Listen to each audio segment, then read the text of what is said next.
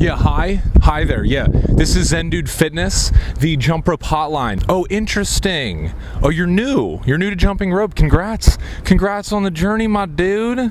Hell yeah. So what seems to be the problem? Ah, very interesting. Okay, so you think because you're a beginner that you're not going to learn how to be able to jump rope? Ha.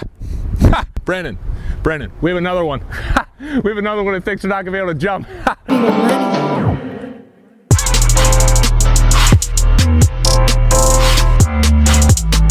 What's up, players? What's going on, Zen Dude Nation? This is Dan Whitmer, and today I'm going to be teaching you how to jump rope if you are a beginner. Now, we have released a video on how to jump rope, 6 basic steps. It's linked up, check that out if you haven't already.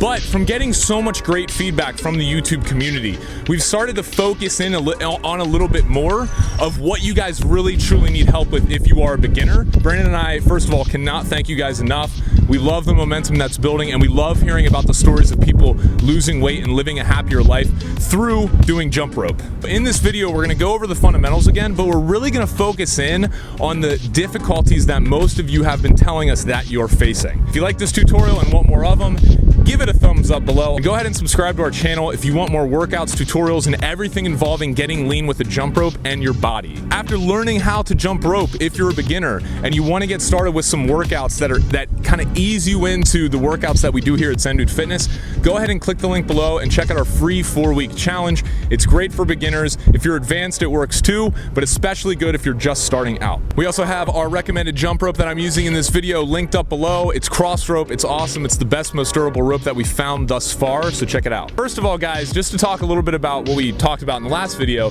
you want to measure your rope properly. So just a rule of thumb, when you're measuring your rope or when you're picking it, I want you to step in the middle of it like you see here, pull it up to the sides, like right under your armpit, and the rope cable should actually be right around the nipple area, the upper chest area. This is a rule of thumb. You want to pick a rope that is 3 feet taller than your height. So I'm 6'3", so every rope that I use is right around 9 feet 3 inches. As you can see here, as I'm just doing regular bounce, I'm up on my toes. My feet are not coming more than an inch or two off the ground. My knees are bent slightly, cushioning my impact so my joints don't get hurt. My elbows are in, and my hands are jutting out to the sides of my hips, and my wrists are controlling everything. Now, a mistake that most people make when starting out that we get a lot of feedback about is they do 2 jumps, as you see here, for every time the rope swings around. I want you guys to get rid of this mentality and start. It's the easier way to jump rope, but it's not the correct way. And if you start off doing that, it's gonna be a lot harder to get yourself into just doing 1 skip for every rope turn. Okay, so what I want you guys to do is start off by just hopping. 1, 2, 3, 4, 1, 2, 3, 4, and get that consistent rhythm down and get used to counting, and then envision the rope spinning 1 time underneath you every time you do that. Now that brings me to my next point, guys. This might seem a little bit difficult at first, but let's incorporate the rope, and all I want you guys to do is practice swinging through 1 time and then stopping. So if you notice here, I'm just putting the rope behind my back, swinging it once underneath my legs, counting 1 and stopping, and then I'm resetting and I'm doing that again. All right, good. Now that we have that, let's move up to 2 times. So just keep the rope steady and then go 1, 2. As you can see here, I'll give you guys a little bit of time to get this down. And as you see here, I'm just going 1, 2, and then stopping. 1, 2, and then stopping. Good, guys. Now I want you to move up to 3. 1, 2, 3, and stop. 1, 2, 3, and stop. What this is doing is training your mind to always associate 1 rope skip with 1 time jumping your feet instead of 2 times jumping your feet. And this is essential if you want to spin the rope fast, if you want to be able to do a lot of tricks, and just overall, you know, look like a ninja. The next thing I want you guys to focus on is jumping only 1 to 2 inches off the ground. A lot of people, when they first start out jumping rope, is they jump too high off the ground, and this causes shin splints, it causes aches and pain in their knees and ankles, and it's just unnecessary, guys. If you jump rope correctly, it is a low impact sport or exercise that is actually better for you than jogging. So guys, the only trick where we're jumping higher off the ground is really the double under, or any trick where you're swinging the rope more than 1 time through in 1 hop. So for everything else, most tricks included, you're just gonna be coming 2 inches off the ground at most, maybe a little bit higher sometimes as you watch me here, but you want to maintain those bent knees and just cushioning every single hop that you have so you can jump rope for longer periods of time without any pain. So guys, I want to talk about your arms. Now, a lot of people, when they start out jumping rope, they have these very stiff arms, as you can see here in this footage. And what this does is it does not allow the rope to be tight when spinning around them. So they're really working their shoulders super hard. But the problem is there's no forearm or wrist action, so the rope is not spinning around tight. An analogy that I like to use is, think of a baseball player.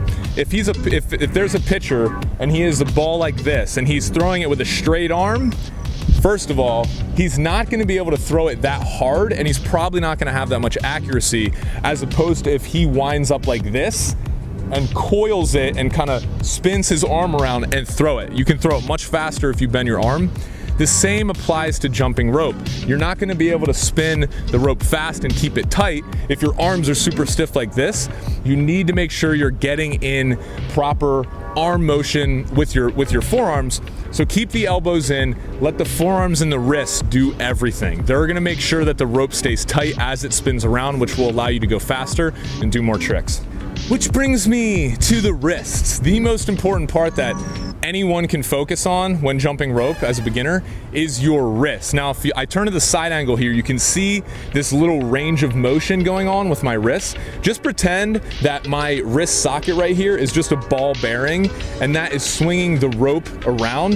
That's how you keep it tight, and that's how, if you notice here in this footage, it looks like I'm pretty effortlessly spinning the rope super fast.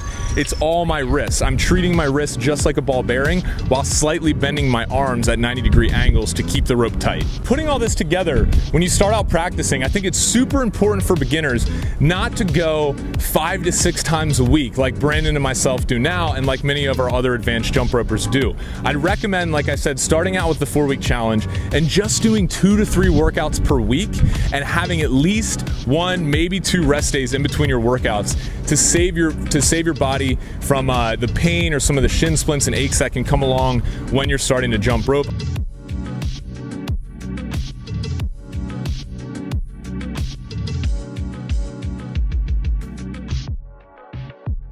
Yeah, I know, okay, and my mic's also still broken. Brandon like freaking left to LA and left me with this one. What a friend, huh? Calls me his brother. I don't know where the brotherhood is there, you know? Whatever.